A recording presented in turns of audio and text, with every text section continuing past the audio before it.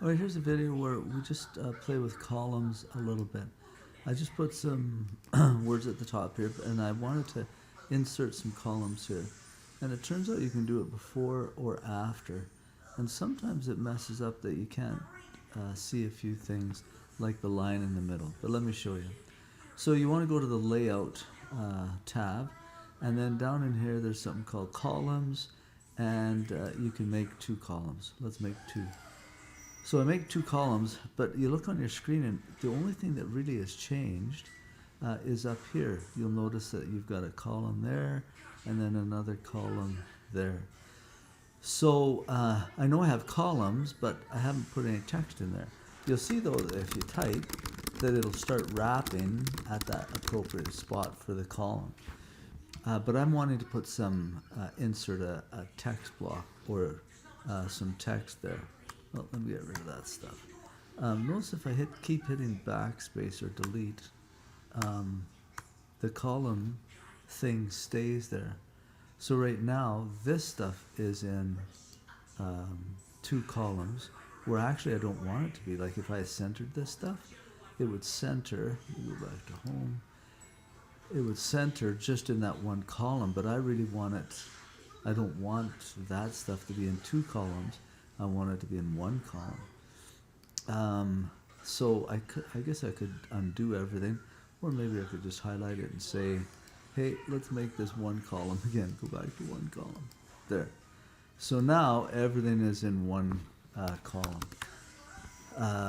Now this stuff is centered. Maybe I'll take that back so it's not centered. Get ready for my 2 columns. So far up at the top here, 1 column. I'll go to Layout, go to Columns, and say 2. Now I can see my 2 columns. Now let me insert that text from that other document. To do that, you click on Insert, and then it's sort of a funny, you'd think that File would be a main option, but it turns out that it's hidden right over here. So I want to insert an object, specifically a text file. So I'll pick a text file, and the one that I'm getting is from my BUS1185 in the Word folder, and this was the one I need to insert. So when I double click on that, it's just going to insert it into my 2 columns, I think. Oh, phew, there it goes. So there's, it is in my 2 columns, and you notice that a couple of pages have shown up, and it flows nicely through the 2 columns. I guess one problem I have is that this stuff up top here, it was supposed to be in 1 column, but it's not. Let me go see if I can change that. Let's go to Layout, say Columns, say I want that in 1 column. There we go, that's better. Now here's an enter there, a paragraph mark. Maybe I'll just get rid of that. I'll go backspace, there we go.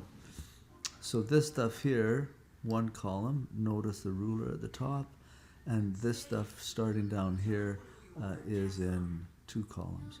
If I wanted to put some space in between this heading stuff and where my columns start, I don't know if you need to, but you could go under Home and Paragraph and say after. Right now it's at 8. Let's maybe jump that up to 12. You'd follow whatever they say in your document to do that. Anyway, one of the things that's missing now in my columns is that I don't have a line in between. So what I could do is I could highlight, and you don't need to highlight a ton, because what you're applying is to that whole section, but you'll highlight something that's in that in those columns, and then under Layout here, go to Columns again, but instead of clicking up, I guess you could click up there too, but you want to click there and say More Columns, and that gives you more information on the columns. So this shows you how the columns are defined. Shows you that there's 2, and there's an option right here to say Line in Between. So you click that, click OK, bam, you've got your line in between. Interesting though that when I did that, it didn't put the line in this stuff above. Maybe it does just worry about what you've highlighted. Let's scroll down. Oh, look at that. So it only put a line in between the stuff that I'd highlighted.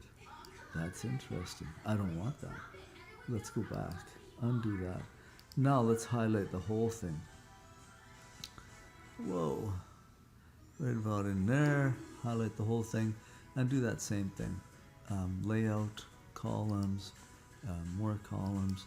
This time when I hit the line, hopefully it'll be a line between everybody. There we go. Yeah, good. Okay, now that's one way you can do it. Let me show you another way. This is probably, I think this is the way they show how to do it in the instructions in the book or in the handout. But here's another way you could do it. Let me just undo everything I've done there. Back, right in there. Good. Okay, so you could set up the column and then insert stuff, or you could insert stuff right off the bat. You could say insert text from a file. This is the one that we want to insert. Insert that. Bam, there it is. And all my information is there. But now say I want to make that into 2 columns. So I just highlight everything that I want to be in 2 columns. Whoa. Notice I highlight everything there. I don't highlight that last paragraph block. I'm just going to highlight to there because I might have to put something after that. So I'm highlighting there, back to layout, columns, and here I could press 2, but I like seeing those more options. So I'm going to say more columns. Right now it's set at 1. I'm going to say 2, and I'm going to say put a line in between. Go. Done. So look, what you come up with, it looks the same, but I sort of prefer doing it that way. The other thing, let me just show you about that last thing. So these, you look up there in the ruler, so you can see that there's 2 columns. But remember that enter mark that I didn't highlight? If I click down there, this will change back to be 1 column. So that would let me type more stuff out after, and it would be in 1 column. It wouldn't wrap around in the 2 columns. All right, hopefully that video gives you a helping hand.